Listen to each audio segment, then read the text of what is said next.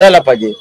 आणि याच्या अफवा पसरवले जातात हे कार्यकर्त्यांचं मनोबल खच्चीकरण करण्यासाठी आणि अस्थिरता निर्माण करण्यासाठी पसरवले जातात।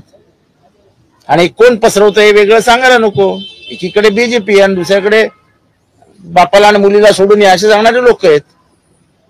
सर, संजय राउत ये कह रहे हैं कि दिल्ली के कैबिनेट में अजित पवार को इसलिए स्थान नहीं मिला है क्योंकि उन्हें टारगेट दिया गया है कि शरद पवार की पार्टी है उसमें से सांसदों को तोड़कर लाया जाए, एक कोटा दिया गया है। इसको लेकर क्या कहते हैं? क्या देखो, ये आपको जानकारी कुछ? संजय राउत बड़े नेता है, उनके पास खुफिया जानकारी होती है। मैं बहुत छोटा कार्यकर्ता हूँ, मेरी सीमा वाईबी चौहान के गेट पे खत्म हो जाती है।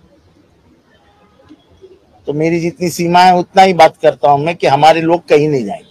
पर क्या प्रस्ताव दिया गया कि पिता पुत्री को छोड़कर आ जाए?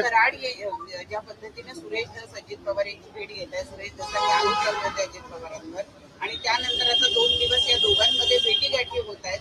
त्या भेटीगाठीचे कारण काय असावं? हे बघा की एखादी भूमिका घेतल्यानंतर आपल्या भूमिकेवर संशय घेतला जाणार नाही याचा प्रयत्न प्रत्येकाने करायचा असतो। मला बाकी काही त्याच्यात मला इंटरेस्ट नाही। माझी भूमिका स्पष्ट आहे, आमच्या पक्षाची भूमिका स्पष्ट आहे, आमच्यात कुठल्याही बदल होणार नाही। सर, वाल्मिक कराडांचे एक कारनामे बाहेर येतात।